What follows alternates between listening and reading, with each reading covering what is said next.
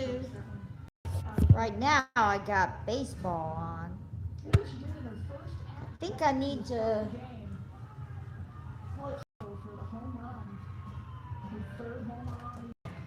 Big smile on the face for Houston. Coach Burns says she's really been happy with the game as of late. She really is come on. Now you can't see the TV at all.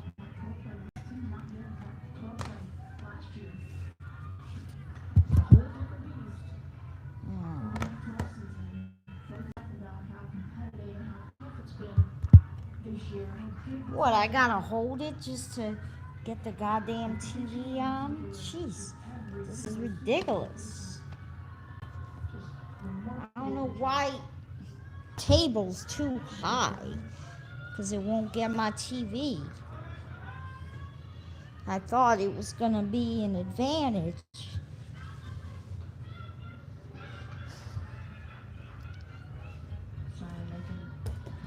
I think I gotta use this table.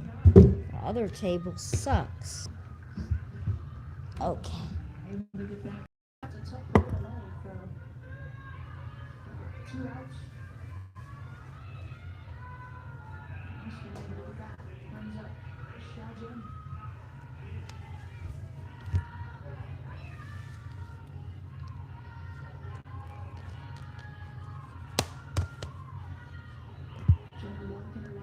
Well, what do I need? The cell phone underneath it? It's still.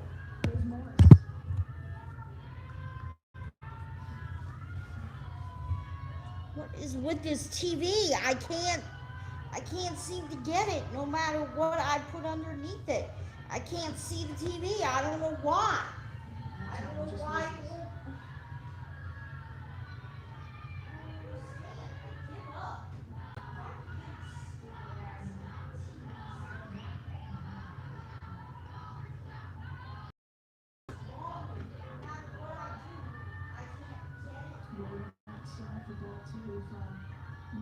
Morris last year. Not a lot of extensive play from the circuit. There's a nice hard shot intended by Denning, but some damage definitely done. A couple of runs picked up. You're watching Pac-12 Mountain, home of the Colorado Buffaloes and the Utah Utes. Available on Xfinity. As student athletes in the Pac-12, we have a powerful platform and the ability to impact and empower those who appreciate us for both our sport and as people. Diversity and inclusion bring a lot to our team, and it starts with us. We're able to use our platform as athletes to showcase all of our diversity and being able to help and support one another. There are many ways Pac-12 fans help support our stance against racism. Being an ally means standing up for what is right and being committed to ending racism. You can be an ally as a coach, as a teammate, as a fan, by not just supporting the athletes we are on the court, but by supporting the my destiny is stand with us and stand by us. We accept and understand our differences, our different ideas, opinions, and experiences. The only way we are going to get through it is together. Silence is violence. No more excuses. Change starts with us.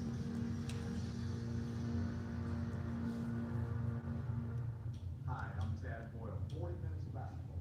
Well, I wish I could get it to show the TV more, but I don't understand why it's like this. There must be some way I can raise it, no matter what I put underneath it. It just raise.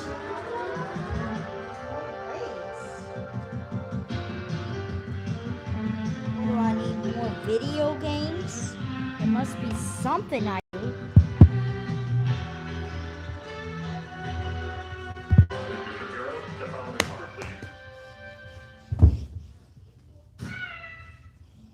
First responders jump into action. Rescue 911 next. This is 911. Do you have an emergency? Today on Rescue 911, they were home alone. Rescuers raced to save two girls held hostage in their own home. What you can do to protect your child at home. You there to steal jewelry? Is you there to rape someone? Then, a firefighter suffers a heart attack on the job.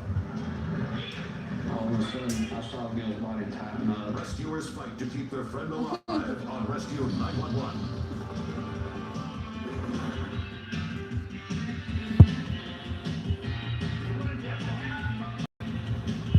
I mean, I don't understand how you can get it so you can see the whole TV. I don't want to have to hold it like this the whole stream. I mean, For years, the Rose family felt safe in their home in the small town of Lexington, North Carolina. But all that changed on the morning of December 22nd, why is it like this? when 13-year-old Crystal and her younger sister Randy were alone in the house. God, it's so bad. We feel like Crystal was capable, because she is a mature 13-year-old, to stay home. I mean, I give up. The day before, a stranger came to the door. They did not know who this person was. She immediately called 911, but they didn't find anyone. The second time, we would never have left him here.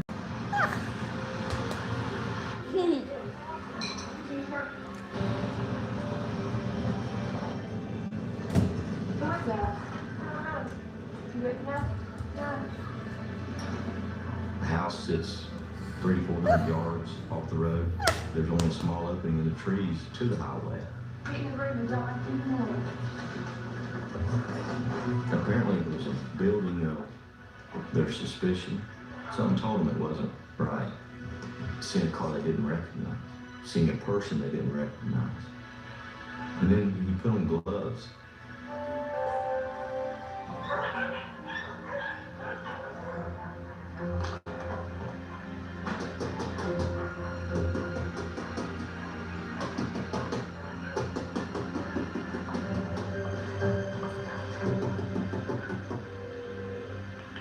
Madison County 911 Sheriff Fire Medical. Can you send the sheriff to my house, please? What's the problem?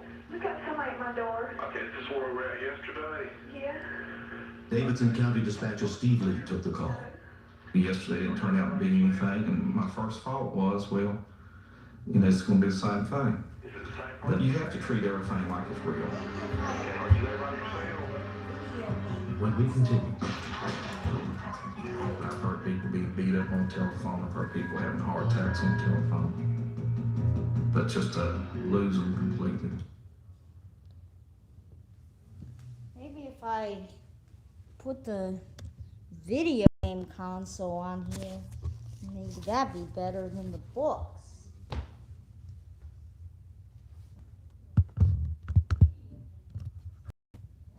Maybe I need a combination of video games, books, cell phone. I'm just trying to raise it so I can see it. There.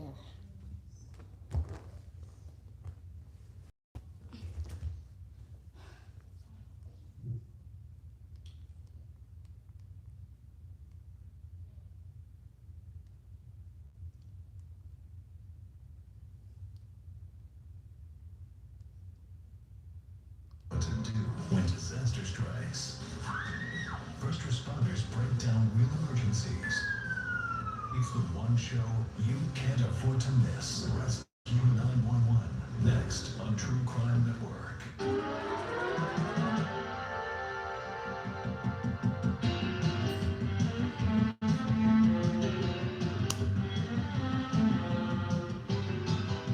Mr. Girl, step out of the car, please.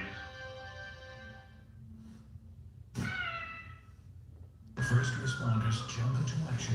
Rescue 911. Next. This is 911. Do you have an emergency? today on Rescue 911, they were home alone. Rescuers raced to save two girls held hostage in their own home. Dallas, Texas. Learn what you can do to protect your child at home. You there to steal jewelry? Is you there to rape someone? Then, a firefighter suffers a heart attack on the job. All of a sudden, I saw Gil's body tighten up. Rescuers fight to keep their friend alive on Rescue 911.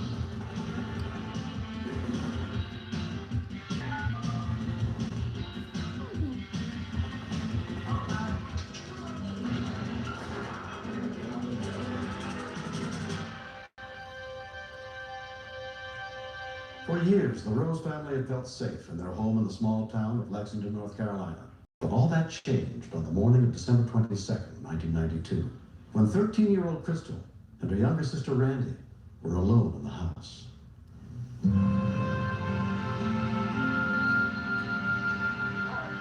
We feel like Crystal was capable, but she is a mature 13-year-old, to stay at home.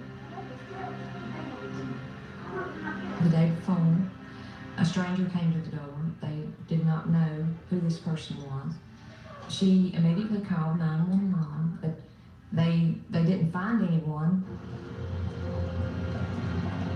If we had any inkling that someone would come back the second time, we would never have left them here.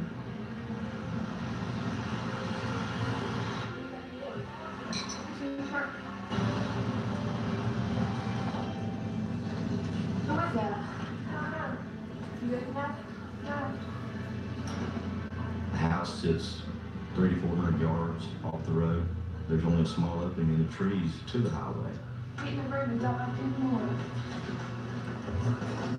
Apparently it was a building of their suspicion.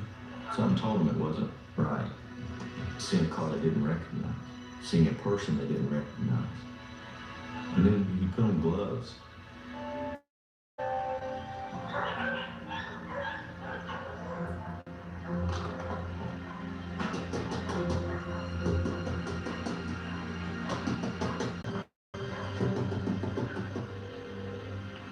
Madison County 911 Sheriff Fire Medical. Can you send the sheriff to my house, please? What's the problem? We got somebody at my door. Okay, is this where we were at yesterday? Yeah. Davidson County Dispatcher Steve Lee took the call. Yesterday it turned out to be anything, and my first thought was, well, you know, it's going to be people having heart. You got a credit card? We can.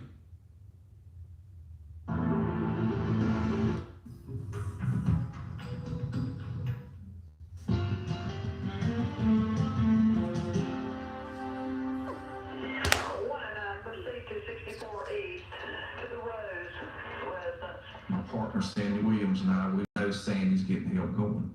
I can concentrate talking with the caller. Okay, is he still at the door now? Yes, he keeps knocking. Okay, what type of car is he in? Can you tell what type of car he's in or anything? No, Can you tell me what he looks like? he's got round long hair. My closest car was down south, was nowhere close to the area. But I had a civil unit close to the residence. 543 Lexington, we had immediate executive, we will respond. 4 deputies with the Sheriff's Department, including Major Marshall Nance, happened to be in the area. When you start on the 1060, that's just as we got near the scene. The situation changed dramatically. Okay, what color is your house? My house is cream color, sir. Okay.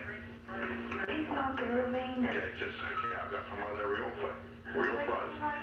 Stay on the line with me. They're coming. Are you sure? Yes, ma'am, I am sure they're coming. Okay, stay on the line with me. I'm scared. I know, it's all right. And Danny Brown was one of the 4 civil officers in the car. If they picked him out from a lineup, well, I do not think that he would took what he could and left them to tell the tale. Before dialing 911, Crystal had called her mother at work. I kept thinking about the day the girls were born. The first time I ever saw my little girls. And then I started crying. Now, I couldn't see for the tears. Okay, are there any cars in your driveway? No. Okay. He keeps knocking. Okay, it's all right. Can you tell me to hurry up? Ma'am, they're on the way. I'm sure. Okay, I got one right there. They knocked the door down. He's knocked the door down. 109, 105, 10, 12, 503, second has made entry this time. Stay on the line with me, okay? He's in here. Okay, stay on the line with me. You got a beige house, right? What's going on now? Is he in the bedroom with you? I telephone of our people having heart attacks on the telephone. But just to lose them completely was scary. I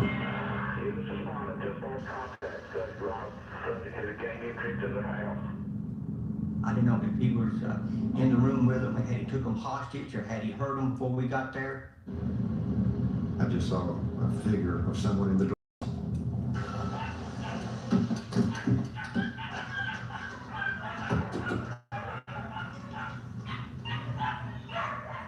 You don't know what's going through the mind of the individual doing the break-in. Is it there to steal jewelry? Is it there to rape someone? Is it there to murder someone? Church folks, got your hands up. Sheriff Department. Sheriff Department. Where is it? It's downstairs. It's got my daddy's gun. You drove by it? Yeah, No, stay up here. Stay up here. Sergeant Danny Smith headed around the back. Hold it. Turn around, face the wall. Put your hands on the wall. At that particular moment, it kind of shocked me to see someone with a suit coming out. He said he was a salesman. But I don't know what he was selling. Apparently he's a career criminal. He had got out of prison in May. Detective Jody Schoaf was the investigating officer. Had it not been for the quick response of the girls using the phone and calling for help and the deputies being close by, could have had 2 victims instead of 2 heroes. When our eyes met, Crystal came running to me. She says, Mama, she says, he put a gun to my head. And I fell apart. I completely fell apart. The suspect subsequently pleaded guilty to 3 felony counts and was sentenced to 32 years in prison.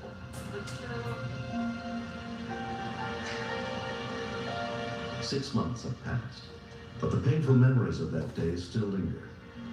It was braver then than they are now. I mean, well, it gets dark, they won't go outside. They won't go down the basement unless one goes, there's got to be 2 of them. I don't believe they'll ever get over all of it. They'll remember.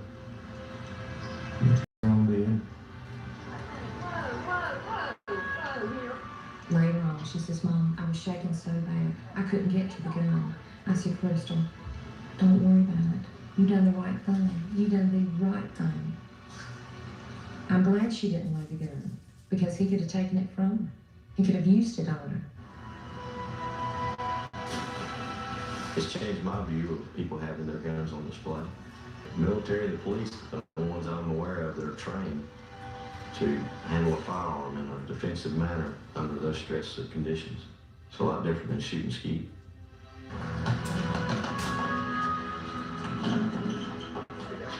I was scared if it was loaded or not. I think she's smart for what she did. I was scared. I thought he was going to take us in. Me and my sisters don't fight as much. It's brought us a lot closer. But she helped out too, because she listened. The kids did great. They stayed on the line with us. I mean, she was nervous and did expect it, but she stayed calm with Steve. More so than I think a lot of kids would have done. Every child is a gift from God. They are my precious gifts, and always will be. Next. We're all a little bit scared because here's a man that we work with. One minute we're talking to him, and the next minute he's laying on the ground.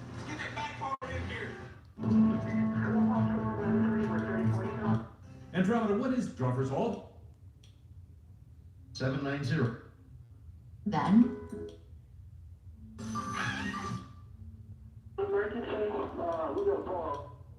Fighters from Kilgore, Texas. All on your phone. Fighters share a special bond that comes with trusting one another with their lives as they face danger together.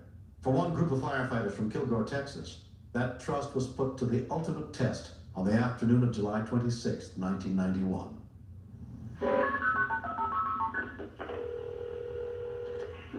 911 emergency. We got a car over here. We have a report of a fire. We'll be a super inside. Kilgore Fire Department units responded from 2 different stations.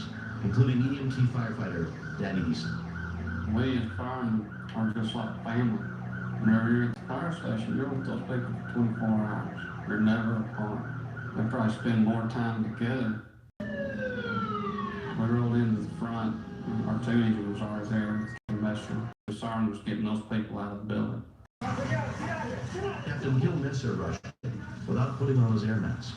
Captain Eastman asked me to go on in and check on Gil, because we don't just go one person inside a burning structure. Firefighter Tony Smith joined Gil Messer in trying to put out the blaze. With the stuff that we had in the store, like the chlorine bleach, we're looking at a pretty dangerous situation because we get poison fumes off the bleach. But it was pretty heavy smoke. It was real white smoke, totally different from anything that I've ever seen. The fire was extinguished within 30 minutes.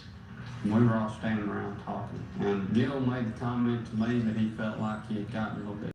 He didn't look good. He looked kind of pale, and it had a little bit of a gray tone to his skin. Paramedic Dave Taylor was doing routine checks of all the firefighters. The only fireman that didn't feel well and didn't look good was Gil Messer. He mentioned that he was just really tired. And he said, cigarettes are going to kill me. They keep robbing me in my breath. All of a sudden, I saw Gil's body tighten up, and Tony reached out and grabbed him. I ran over and immediately started checking for carotid pulse. And I could get a lot of pulse at that time. It was real faint. Somebody get that back part in here.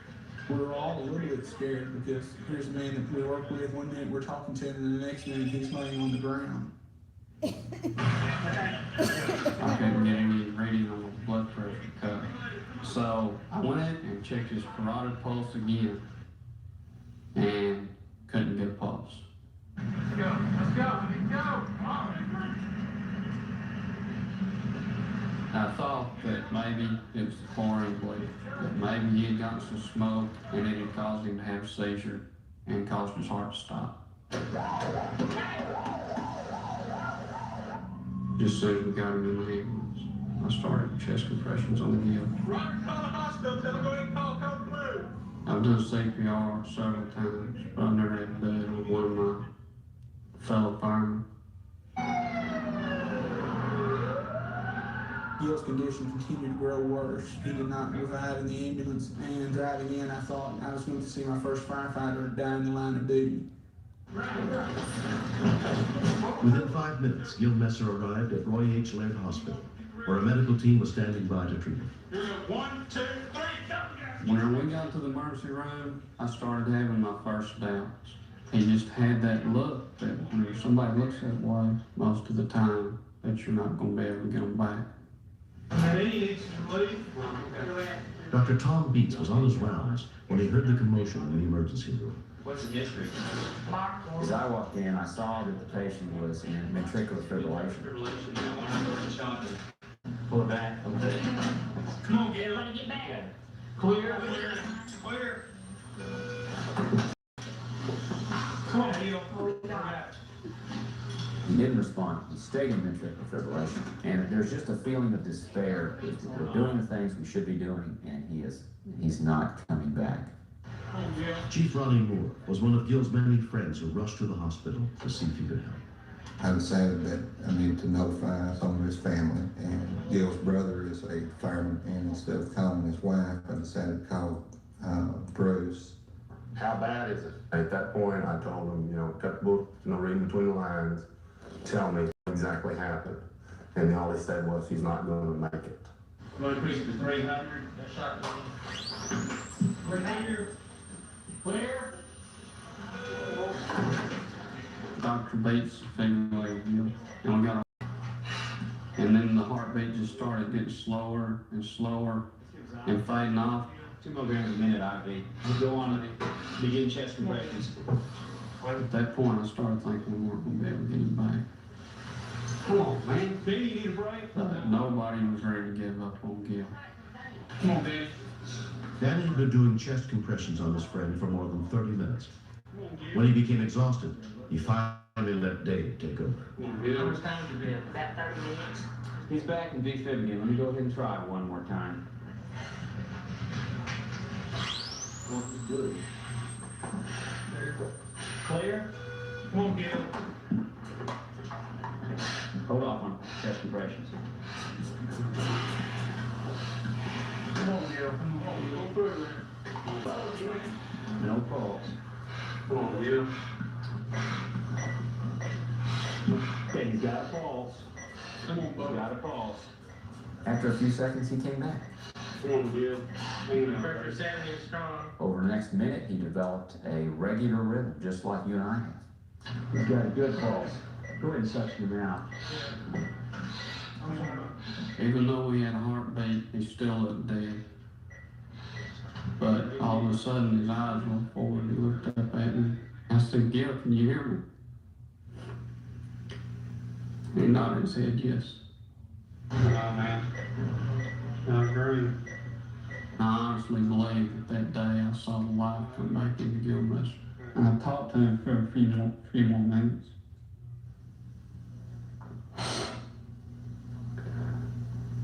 And I felt like I had to leave Gil, but I felt like I was fixing to break down, and I didn't want him to see it. Here we go. Hey, we're gonna go out to the helicopter. Maybe not hit first. I think it was a team effort that saved him when his heart stopped. The only better place to have a cardiac arrest would probably be in the emergency room. Gil was taken by air ambulance 30 miles to the cardiac care unit of Mother Francis Hospital, where he underwent a battery of tests. His wife, Mary Lee, and brother drove to the second hospital, where they finally got a chance to see him. How much? I need to sit down. Hi. I took his hand and brushed his hair back. A tear rolled down his cheek. He said, "I love you."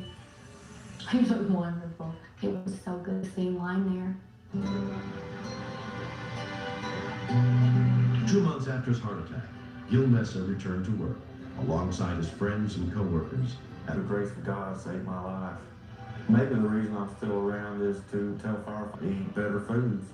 Because if it can happen to me at 40 years old, it can happen to anybody. Gil underwent successful angioplasty to open up a blocked artery. He's grateful to all the people who helped save his life that day. He and I were good friends before, but I feel like all this has brought us a lot closer together. In my heart, I feel like there won't be any way that I'll ever be able to repay him for what he did.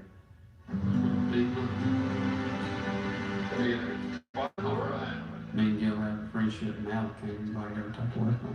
Because there's not that many times that you get somebody back and alive, especially.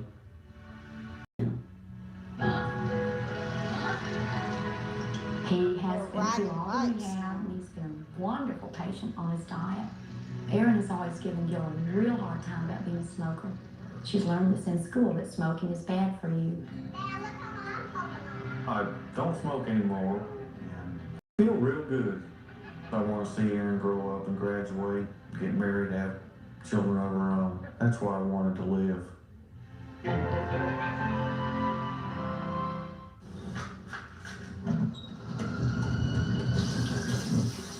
a member of American Home Shield, which means the spouse that maybe freaked me out, but I'm not. It covers.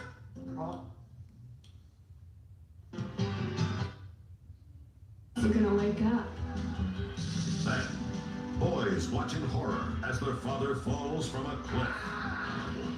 It's up to his quick-thinking sons on rescue.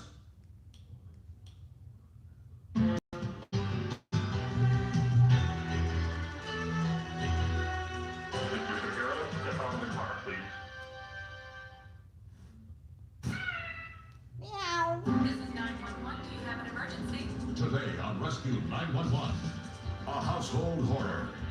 A common gardening chore turns tragic when a man is electrocuted. Rescuers must act quickly to save this father-to-be's life. Russ is gonna wake up. Then, boys watching horror as it's up to thinking sons on Rescue 911.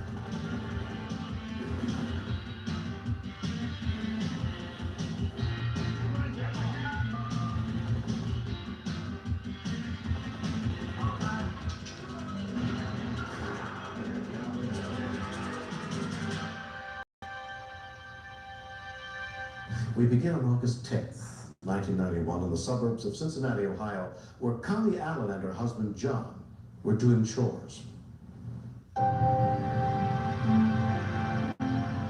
It was Saturday afternoon. We were having company the next day, and I wanted the yard to look beautiful. So I asked John to trim the hedges. They were old hedge trimmer, and it was falling apart, but it still works, so I just thought he'd just use them real fast.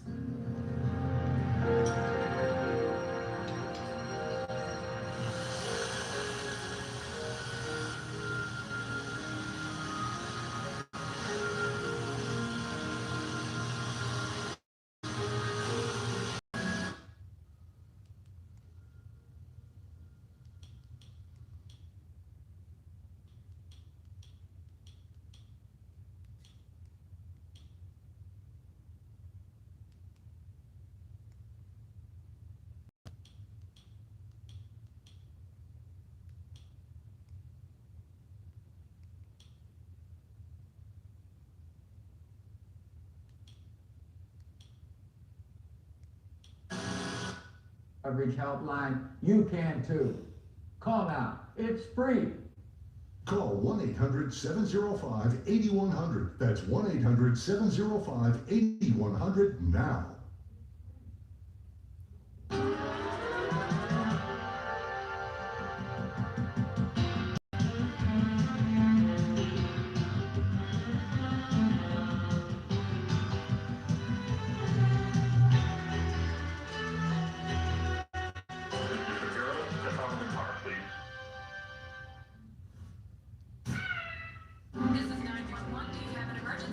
Today on Rescue 911, a mother's terror.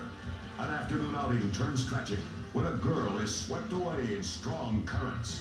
I kept screaming, God, please don't take her away. Now rescuers must keep their own heads above water. Then, be there when Baltimore cops work the late shift. If you fall to everything you see out here, you go crazy. On Rescue 911.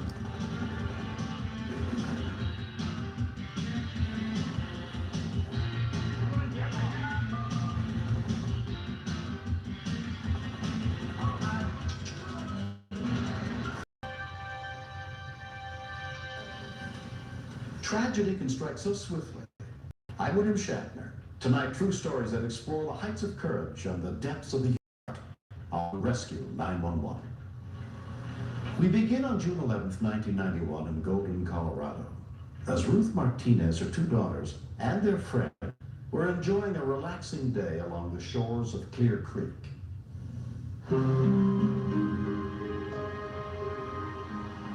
The calm appearance of a mountain stream or river is very deceiving. Respect the power in that river. The current that lies beneath carries death. 6-year-old Anna was Ruth's younger daughter. When we first got in, I could barely step in it because it was like ice cold water. 10-year-old Camellia was also playing in the creek that day. My mom said, "You guys be careful. Don't go over to the rough water." And so we just stayed in the water where it was clear and we could see the ground. My sister, she started across.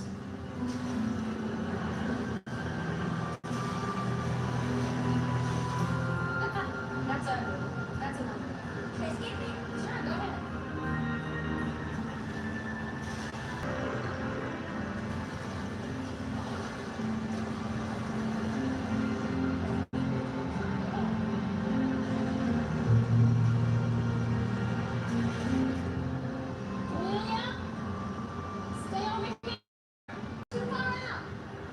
My mom thought that my sister was just kidding, but she kept trying and trying. She kept saying, I can't. Water.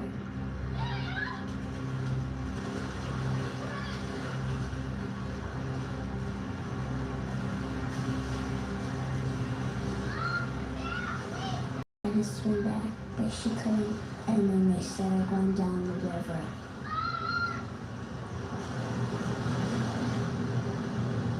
It was scared because I thought my sister and my mom were gonna drown and I would never see them again.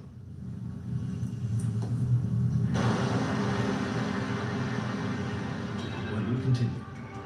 This time of year, the creeks were very full and very forceful. I thought if we would see her, she would be dead and we would be blown out. It's hospital, not awful. Call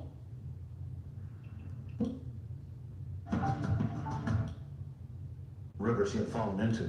They were disabled. A great night's sleep is so important to your health and well-being. Cheeks Performance Sheets help you sleep cool and dry. Cheeks are the world's most breathable, moisture-wicking sheets with stretch. Go to trysheets.com to save over $100 today.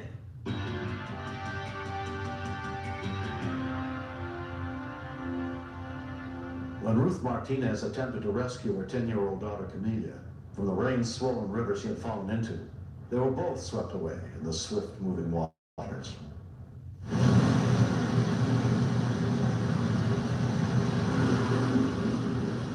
It felt like a vacuum, just sucking in your feet.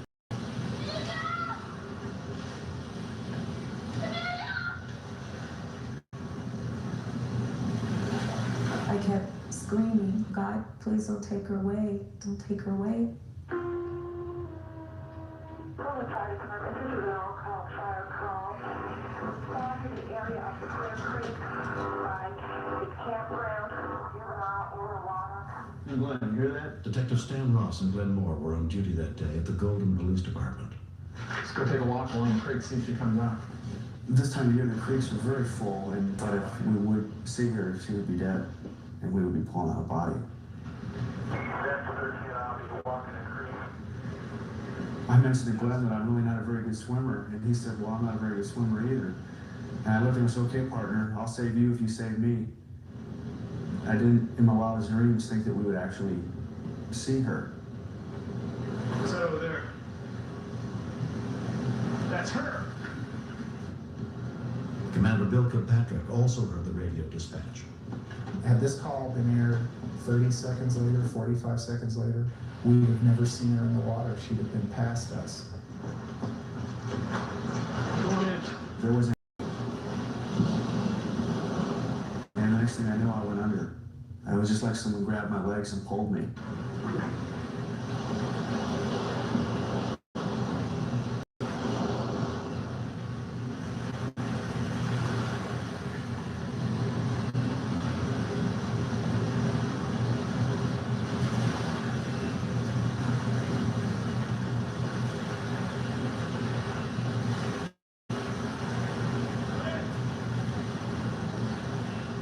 I remember being just trying to get air and getting air sometimes, getting water other times. I was pretty scared. And I knew I had to get me out okay because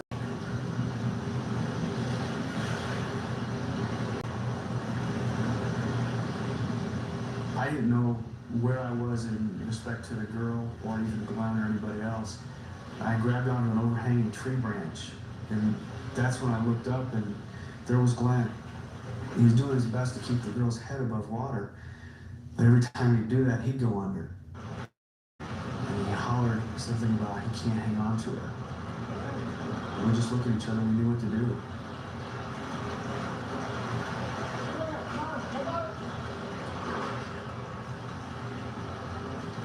She wasn't coughing, she wasn't squirming. I didn't feel that I was looking at a little girl. I felt like I was looking at the body that had been that girl. I could tell her lungs were just full of water because I couldn't get any air to go in. We couldn't get a pulse, we couldn't get her breathing. And I just kept thinking to myself, so that we could do CPR effectively. But I was so exhausted and it was slippery, we couldn't get her up. And we slipped and fell, and here's Commander Kilpatrick out of nowhere.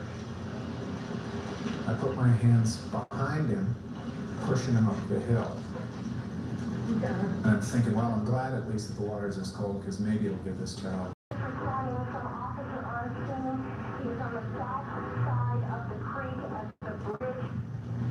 Ruth met up with paramedics at a nearby campground.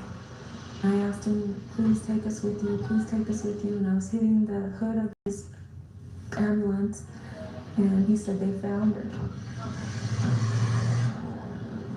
We were just physically and emotionally drained. You know, I thought of my own daughter, and even though we both were thinking this is hopeless, we just weren't going to give up. Commander Kilpatrick was able to flag down the other rescue people, and it was like I recall Detective Ross and I stepping back and looking at each other in a daze. The thoughts start coming into your mind about oxygen deprivation to the brain, and was there going to be at that point? When Foothills ambulance paramedic Dana Hollingsworth got to the scene, Camellia still had no pulse and was not breathing. Check your compressions. I've had other drowning patients that were in the river just as long and they didn't make it. No one was telling me anything. I didn't know why they didn't want me to see her. I kept looking at the mountains and just kept hoping, just kept praying.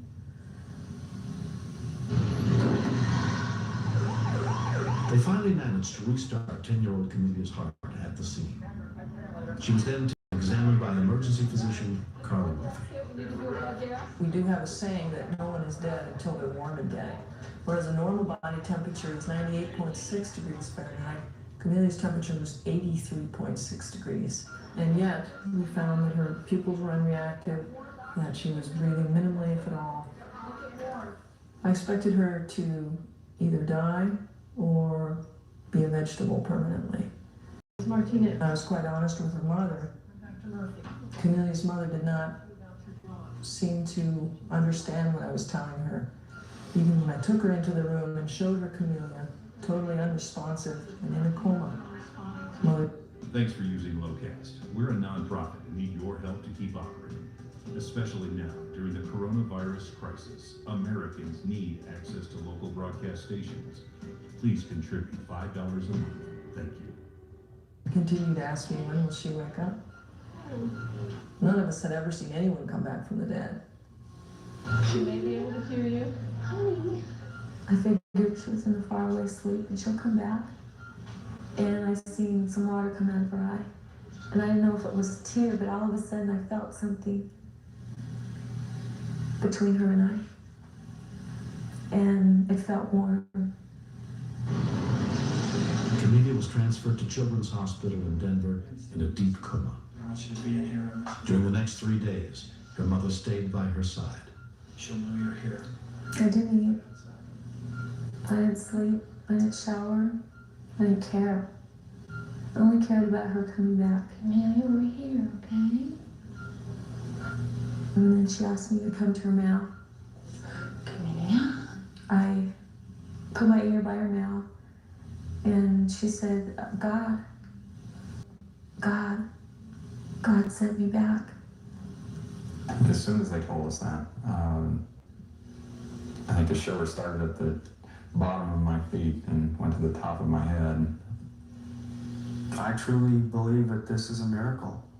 I just don't see any other explanation. A year has passed. I had to relearn how to walk and do everything again. It was hard to learn it.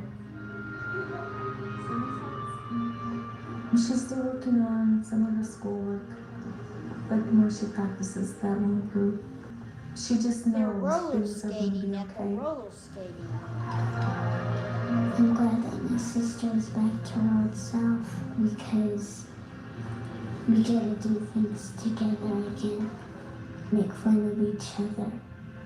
Officers who helped save Camellia Tribe and the Golden Police Department. But their greatest reward has been the appreciation Camelia's family has shown. They're proud of what they did and they should be. What have you been doing this summer? Swimming? You like to swim? Yeah. Where are you swimming? Pools, Congress, No more creeks. no more creeks. Yeah. It's fun to see the look on their faces because they're shocked, I guess, to see that I'm alive. The big one? Yeah. Everything that took place that quick, everyone who was involved, I'm so thankful for them. The guys who risked their lives, you know, they're angels. Next, The average public has no idea how hard being a police officer is. They have no idea what really goes on out here. Mom, we're so glad you're feeling better. You gave us such a scare. I know, honey, me too. But I want you to know I'm at peace with my homegoing when my time is up. And did I also tell you? Phone. Call the number with your The real life of cops is a grueling mixture of boredom and danger. When a call comes over the radio, they never know where it might lead. In America, one officer is killed in the line of duty every week. What you're about to see is not a recreation. It's a few hours in the life of one cop, the night of February 18th this year.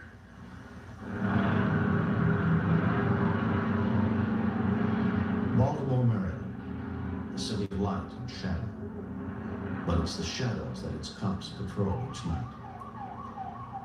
While Baltimore's innovative urban renewal projects have become famous, this city, like most, is haunted by severe crime and drug problems. And whenever there's violence and death, cops like Patrolman John Smith are sent in to clean it up.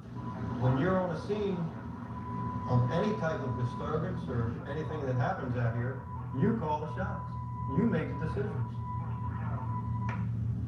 And hopefully you make the right one. And you can't show the people out here that you're afraid of them. You have to stand up to them, no matter what the situation is. You don't want to talk to me? Officer Smith patrols one of Baltimore's roughest sections, the Eastern District, from 4 p.m. to midnight each night. He has no partner. A 6-year veteran, Smith keeps it all inside what he's seen and done. Alone in the dark, he waits for the next call, and each new radio call arms him only with uncertain information about another situation where there's trouble. Honeywell alarm reports a hold-up alarm sound at 1234 Greenmount Avenue, Eastern District. A silent alarm sounds at a coffee shop. Then a 911 call from the same restaurant reports a shooting.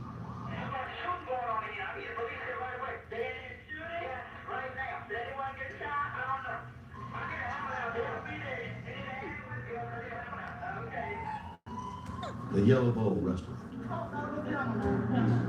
The scene of the reported shooting.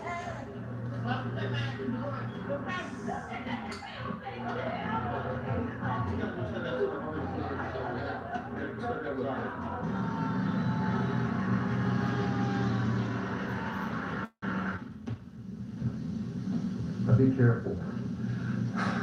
Be careful when you go in here. There's blood on the floor, so just be, walk a narrow line. Hold on. Don't go any closer. Don't go any closer, because there's blood and there might be more evidence. This individual that's laying in the back here ran into the cafe, probably to get away from the guy that was shooting at him. When he ran in, the employees here heard 4 shots. The guy, the one that got shot, he ran back this way, and all we heard was bullets. When we heard the bullets, we just dropped down to the floor. The victim, the deceased, jumped over the counter in attempts to hide the restaurant there. Our investigation revealed 1 shot or 1 bullet hole in the poker machine. Another bullet hole in the door. Sometime during his in the lathe, where he ran in the kitchen and collapsed.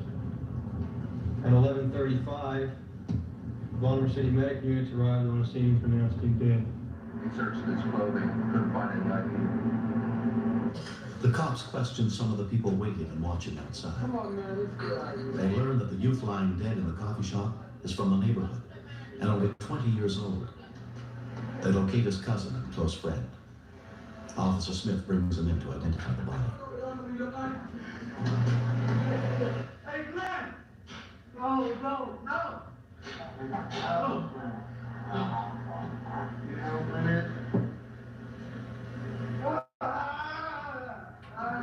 Glenn!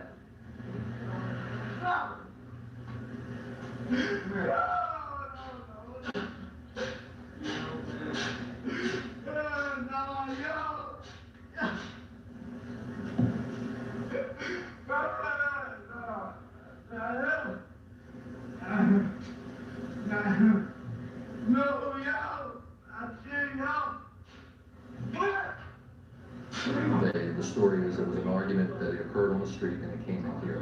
Well, I know the whole thing was drug related. I think it's drug related, it's just an opinion, that's all. The cops pressed the cousin for more information about who the dead youth is and why he was killed. He wouldn't tell us any information. He pushed us away and then he ran out the door. So we went after him. When we went after him, we went outside and we grabbed him. When the cops grabbed hold of the cousin, watching friends and neighbors get angry. Fearing a riot, backup units are called in for crowd control.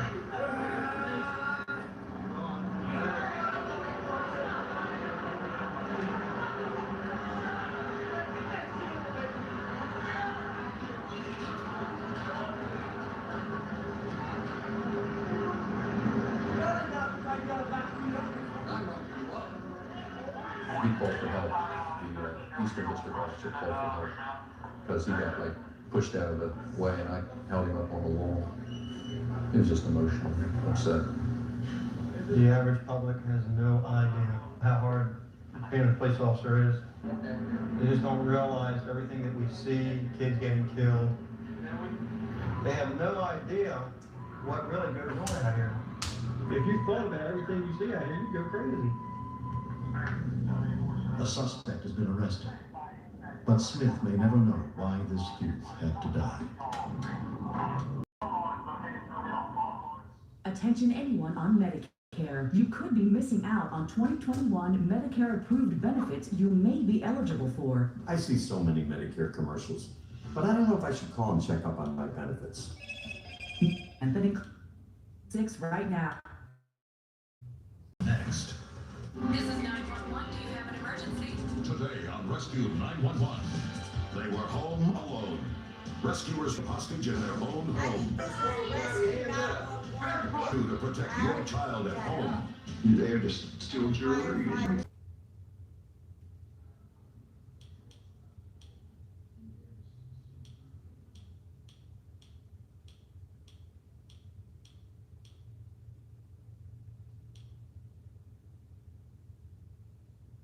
That episode was called 3 Men and a Little Girl, Baltimore Cops.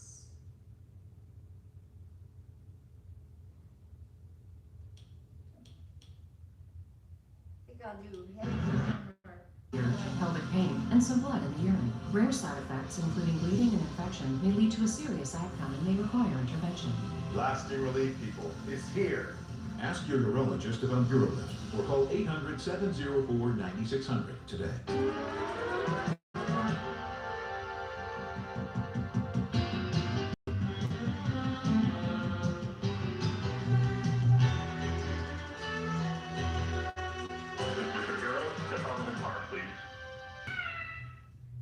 This is 911. Do you have an emergency? Today on Rescue 911, a household horror. A common gardening chore turns tragic when a man is electrocuted. Rescuers must act quickly to save this father-to-be's life. He wasn't gonna wake up. Then, boys watching horror as their father falls from a cliff. It's up to his quick-thinking sons on Rescue 911.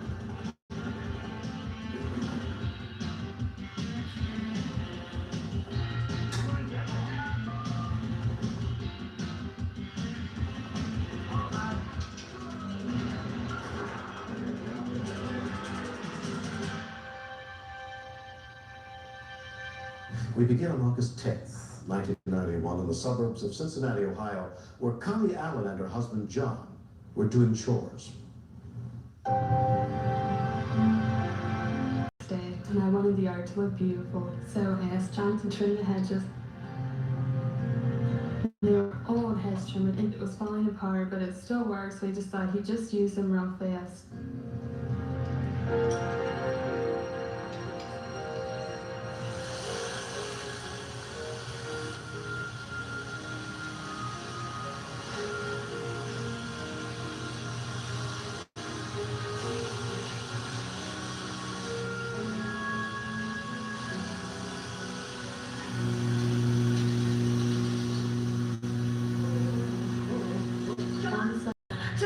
He wouldn't respond. His lips are turning blue. I thought he's dead. But how did he die? I almost wanted to think it was a joke, but I knew that he wasn't going to wake up. I had taken CPR before, but I was just so distraught that I couldn't even think of following the correct steps. Called 911.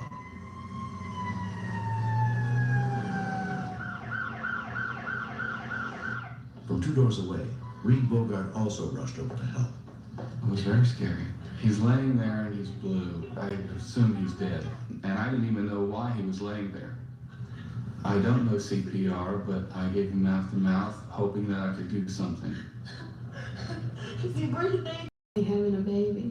And then we found out it was twins. And we were just ecstatic. It was going to be the light of John's life. That's all he could talk about. And then here I'm thinking. When we continue. He was so lifeless that I couldn't imagine. And a neat. The struggle. And healthy. And machine washable. Free shipping. When we approached the backyard, we saw John need it most.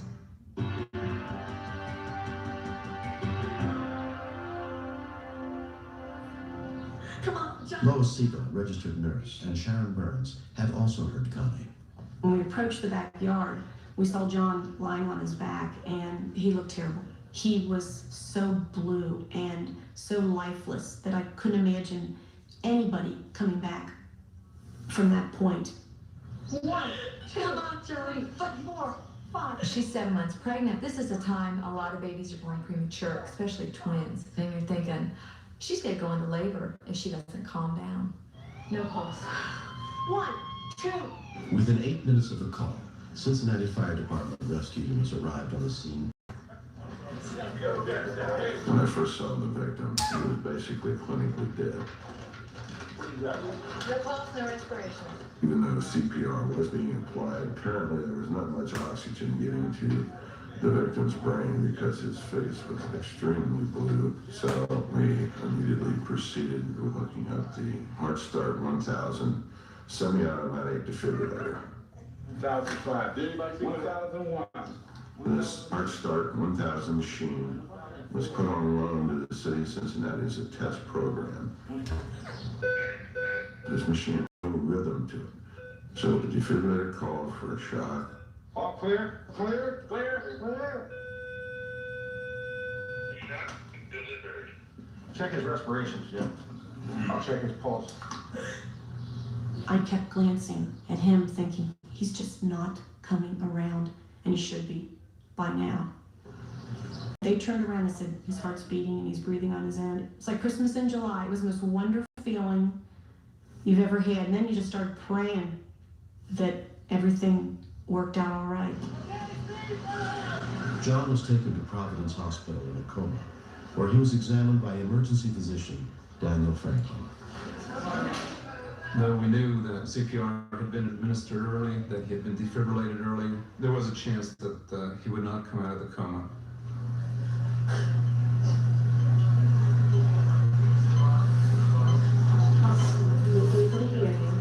I kept trying to take his hand and put it onto my stomach and saying to John, feel that, Molly and Mary are in there, they need you. You have to wake up.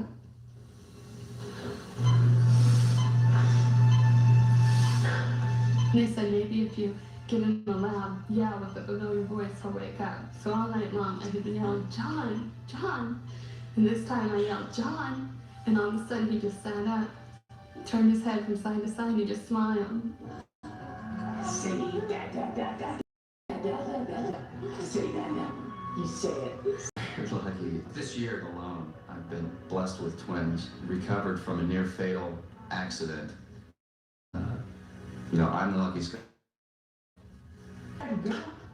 What are you doing?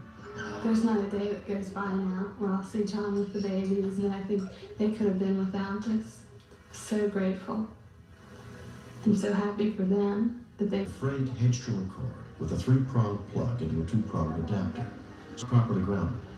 When he touched the chain link fence, he was severely electrocuted.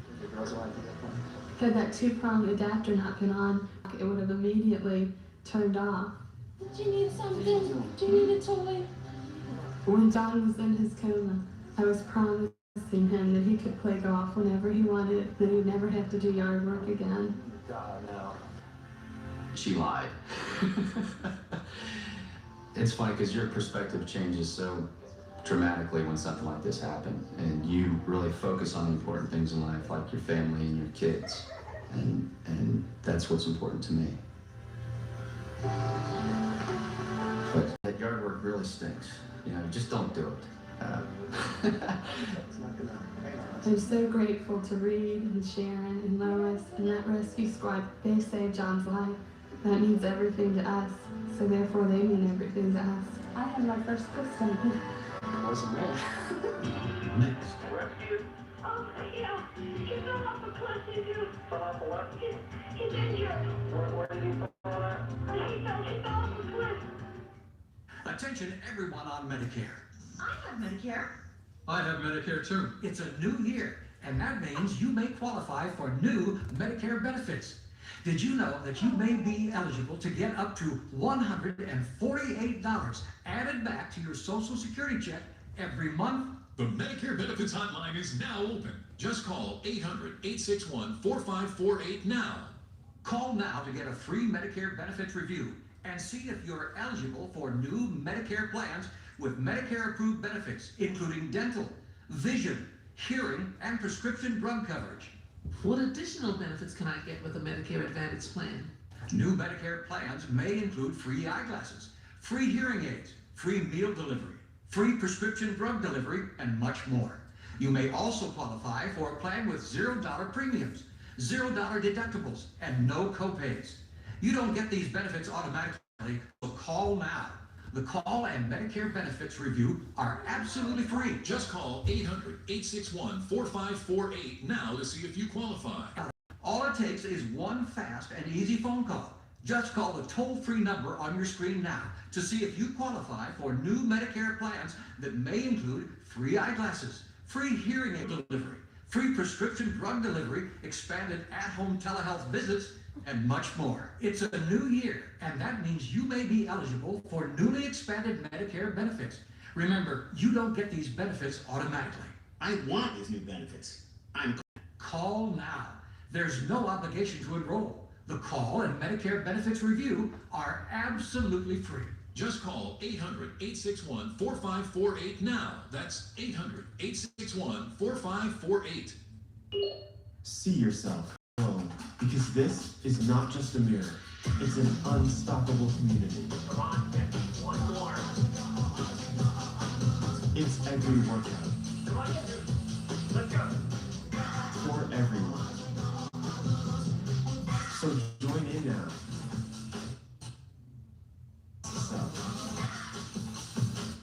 Thanks for your nonprofit and need your help to keep operating.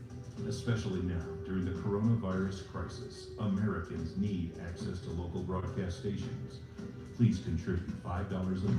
Thank you. A mirror.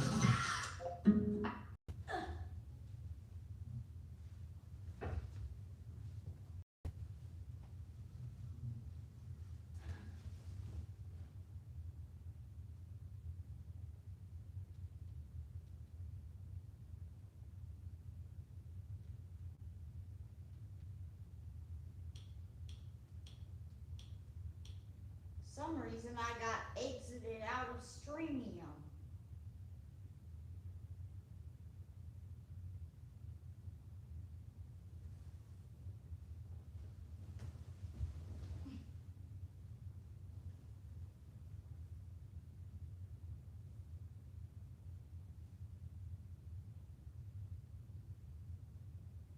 And then it just dropped. I'm like, right underneath the glove of Mesmer's Denny. So that's the first one go. And the last up will strike that one.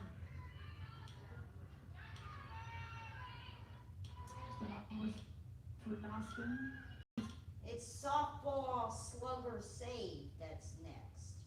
What? Why is it won't let you go?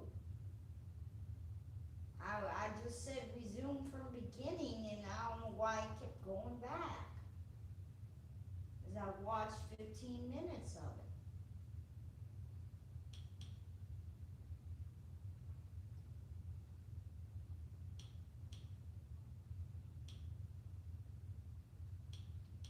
See, I clicked resume. Why I wanted to get my kid something special for his birthday.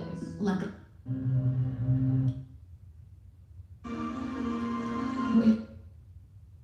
Life-saving in one of his high school classes. He never... A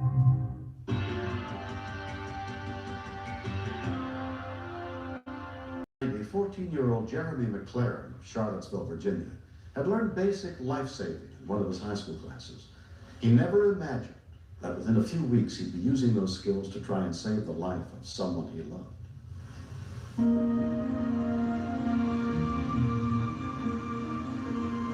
We had decided that we'd like to go in.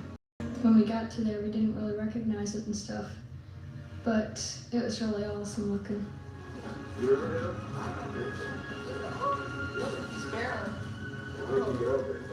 there's a little creek, and we crossed the creek, and we're running around in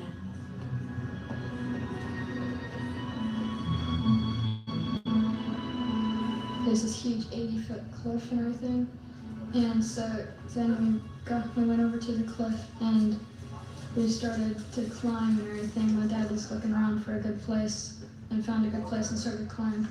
Okay.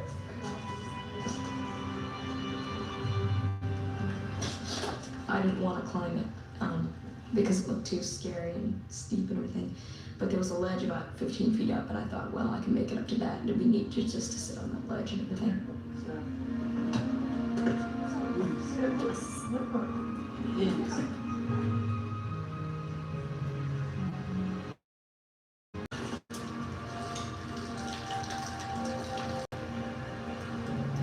I got up to about 12 feet, and I decided, no, I don't want to do this. But my dad came in. Barry McLaren had been climbing.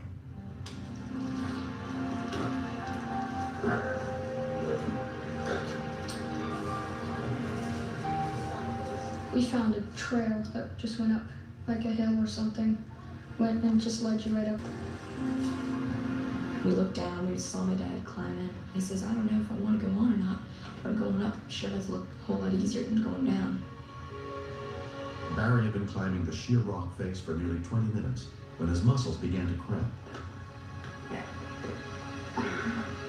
Before he's been able to climb it successfully and climb all the way up it, but this time for some reason he said his hands were hurting and that his hands were really tired.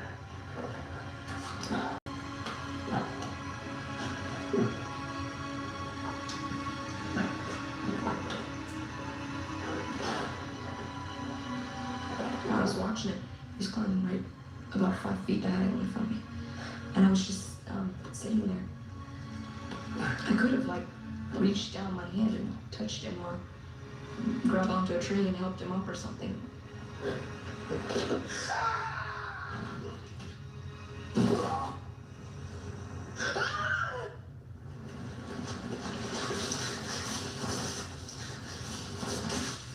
I freaked out at first. And so Josh was closest, so he got down there first, and he started going into shock. 14-year-old Jeremy had learned basic first aid in school and the Boy Scouts. 12-year-old Josh and his friend ran to get help. They went over to call 911. I saw my dad. He's got this huge gash under his chin. And so I put my shirt on that and held it on there for direct pressure and everything. And checked all over to see if there were any more blood spots. Don't get up, Dad. Don't get up. Just lay down. Just lay down. Stay still. I was feeling a mixture of sadness and scared because I didn't know if he was gonna die or not. Rescue. Rescue.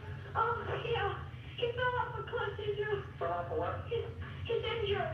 Where did he fall at? He fell off a cliff. Where at? Like over, where is it? Okay. Is there anybody up there? Yeah, talk to her. Okay. Yes, the man fell off the cliff down at Old Quarry Road. Old Quarry? Uh-huh. What's the address there? If you come to the ballpark, somebody can lead you down there. Okay, and is there anyone there with him at this time? Is anybody down there with him now? There's one of his sons with him right now. He was pretty much cut up and twisted and bent out of shape and everything. And that's what kind of shocked me, because I mean, he just seemed so alive and everything, and then to see him so helpless, it was just sort of a shock to me. Units from both the Charlottesville Fire Department and the Charlottesville Albemarle Volunteer Rescue Squad responded. Lieutenant Charles Warner was one of the EMTs on duty that day. We were dispatched to the Cliff Rescue. At that point, we didn't know, the information was vague, so we weren't aware of the actual situation of the person who apparently fallen. I was telling him, please don't die.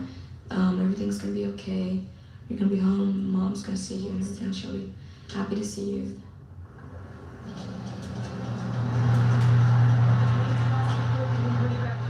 14-year-old Corbin Snow met Fire Captain Bill Lewis at the nearest road and told him what had happened. Lieutenant Warner and I talked it over, decided that I was going to go ahead with the kid immediately so someone could get there as soon as we could.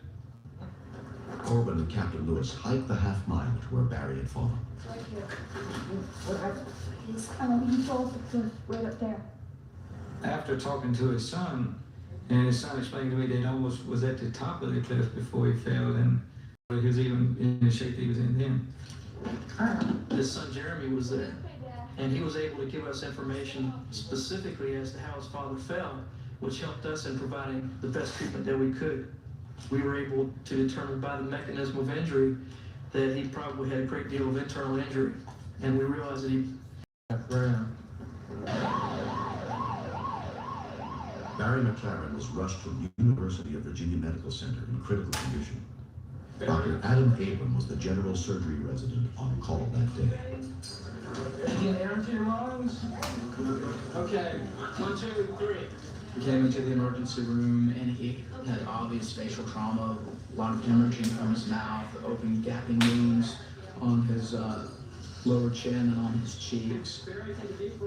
Anytime you have facial fractures, the possibility of a cervical spine injury and paralysis is always there. Barry, do you know where you are right now? Down for me. Do you know where you are?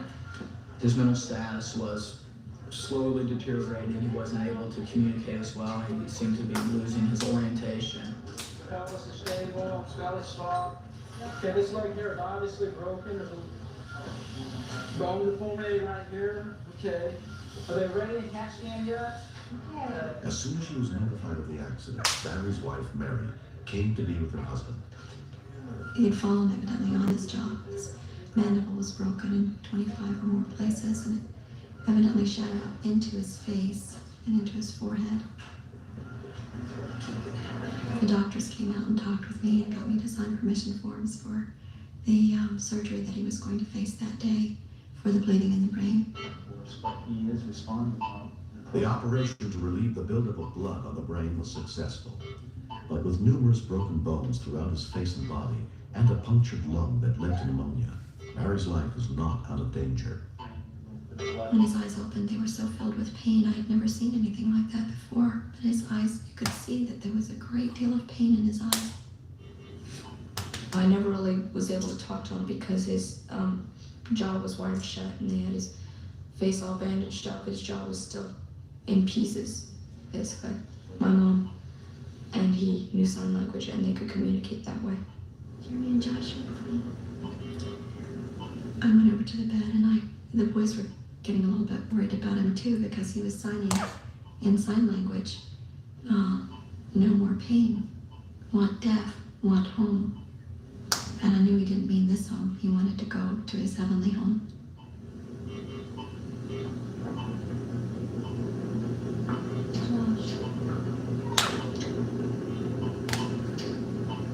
The pain he was going through was so excruciating that he had just given up his will to live. I wondered if it was right for us to ask him to stay here and suffer so much. But I knew that he needed to be here for our children, that they needed a father. After 3 weeks in the hospital, Barry McLaren had managed to recover enough to go home.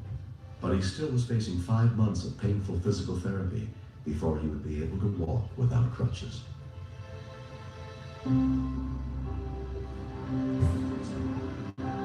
By Saturday evening, the pain was so severe that I really preferred the thought of not continuing, of going ahead and giving up my life. But the thing that, of course, kept occurring to me was I didn't want to leave my wife. I didn't want to leave my children. I think probably because my father was so strong and healthy, that's probably what helped him to get through the accident. What helped it on was my mother's and father's love for each other. They love each other very much. I couldn't even begin to explain how much they do. It's been a hard-fought battle. I have come from near death and fought my way back. It feels to me like it was my family and I that fought our way back. And so while at the same time there's the loss of the sense, a sense that, hey, we can do anything together. I'm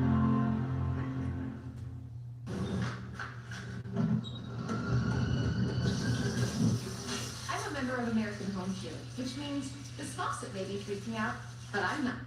It's hard.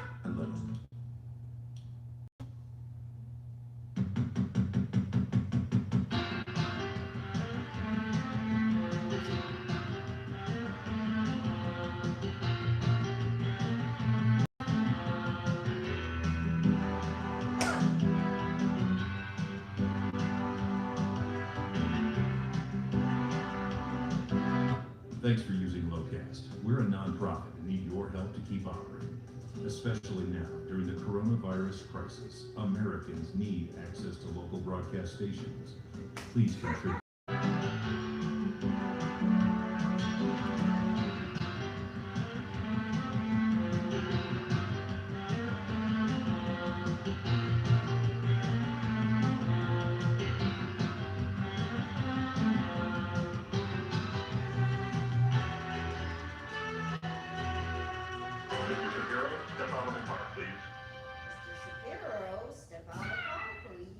Horrific true crimes, cold case files, coming up next. The following contains WFAA 8.3, Dallas, Texas. It's True Crime Justice Network.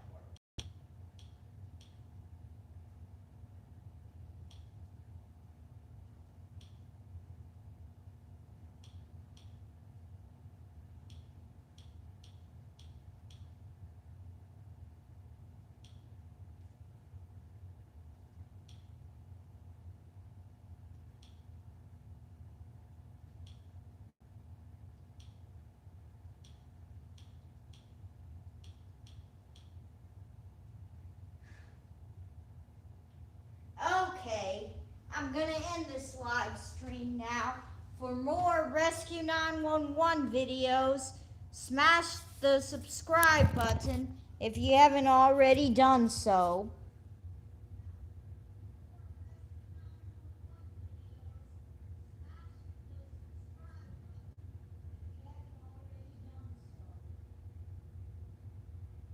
I'm gonna eat dinner now, and I probably gotta charge my